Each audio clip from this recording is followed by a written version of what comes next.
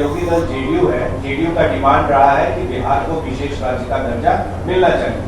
आप साथ में हैं, दो बातें आप क्लियर कर दीजिए। पहली बात कि क्या ऐसा कोई प्रावधान है देने का, या अगर नहीं है तो क्या ये सिर्फ राजनीतिक शुल्क है?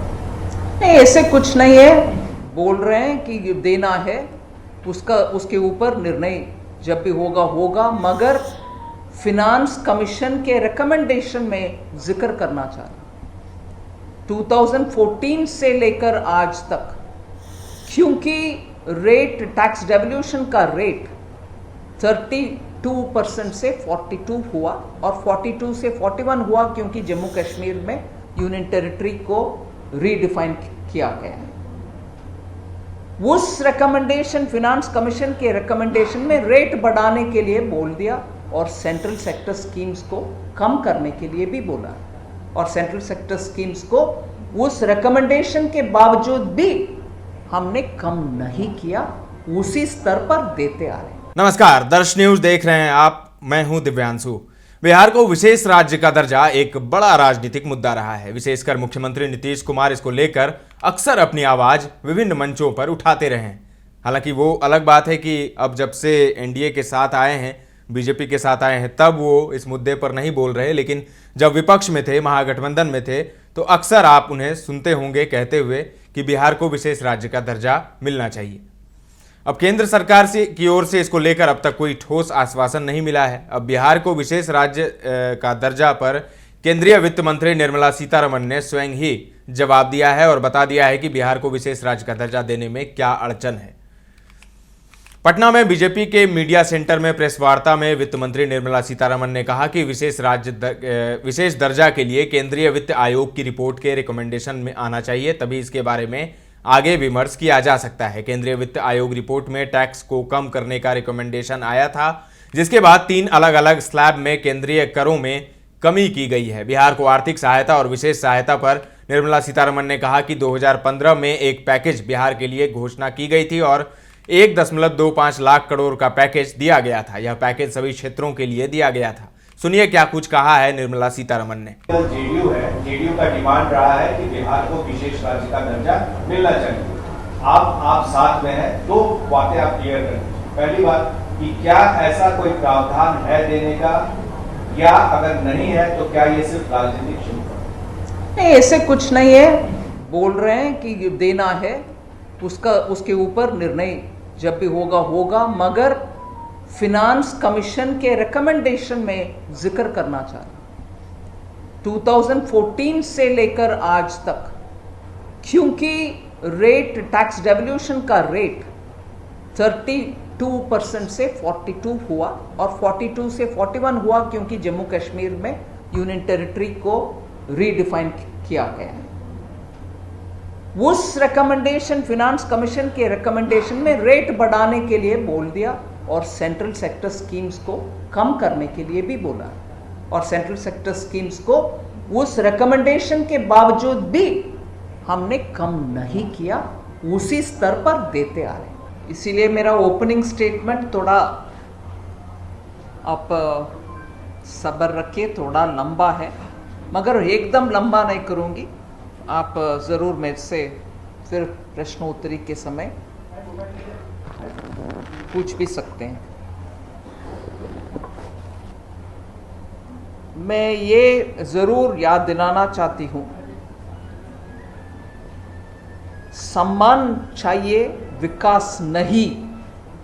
ये बोलने वाले लोग से जो जंगल राज का ज़माना था बिहार में, उस समय बिहार के पर कैपिटा इनकम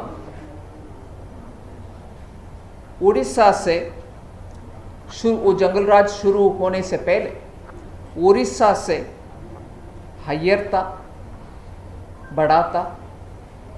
उड़ीसा उस समय पर कैपिटा जीडीपी 20,591 रुपीस था, 20,591। और उस समय 1991 के समय में बात कर रहा हूँ, बिहार का 21,282 था। मगर जंगल राज शुरू होने के बाद बिहार का 33% ड्रॉप हुआ और आराम से उड़ीसा 31% ज़्यादा बढ़ा। इसीलिए 2002 तक जब हम पहुंचे, बिहार का पर कैपिटा इनकम वो जो मैंने कहा 21,000 कुछ, उससे कम होकर के 14,209 तक पहुंचा। उस 10 साल जंगल राज के कारण पर कैपिटा हर व्यक्ति का आमदनी जो मेजर होती है पर कैपिटा जीडीपी, वो 21,282 1991 में जो था उससे कम होकर के 14,209 में पहुंचा। फिर पोस्ट 2002 के बाद में पर बिहार के per capita income average growth के अनुसार, एवरेज एनुअल ग्रोथ 5% के 5.6% के अनुसार वो 14,000 जहां गिरावट हुई 14,209 से उठ करके 37,000 तक पहुंचा 2019 तक। मेहनत के कारण और जंगल राज को मिटाने के बाद, थोड़ा कानून व्यवस्था ठीक होने के बाद ये था।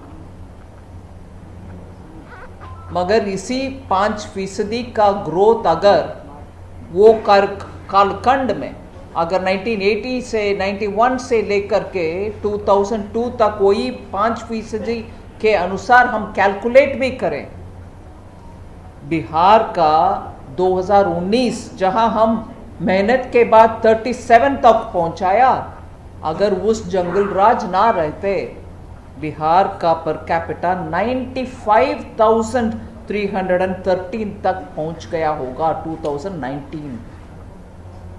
जंगल राज से जो नुकसान आता है, आम आदमी के आमदनी तक उसका असर पड़ता है।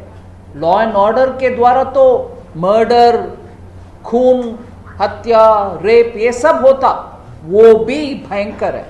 मगर पर कैपिटा इनकम के विषय में आप जरा सोचेंगे, यही है अंतर। मेहनत के बाद 2002 से 37,000 तक जहां पहुंचा, अगर रेगुलर लॉ एंड ऑर्डर उस समय भी रहता 95,000 तक बिहार के इनकम पर कैपिटा इनकम हो जाता। तो सुना आपने निर्मला सीतारमण को। निर्मला सीतारमण ने पटना में मंगलवार को पटना पहुंची और बीजेपी दफ्तर में प्रेस कॉन्फ्रेंस के दौरान कहा कि बिहार में फर्स्ट टाइम वोटर को यहां के जंगल राज से हुए नुकसान को बताने की जरूरत है। लालू और राबड़ी के शासनकाल पर उन्होंने कहा और सीधा सीधा आरजेडी सुप्रीमो लालू पर उनका निशाना था। उन्होंने कहा कि लालू राबड़ी के शासनकाल में जंगल राज के कारण बिहार में प्रति व्यक्ति आय 14,209 हो गया था, जबकि फिलहाल 37,000 प्रति व्यक्ति आय है।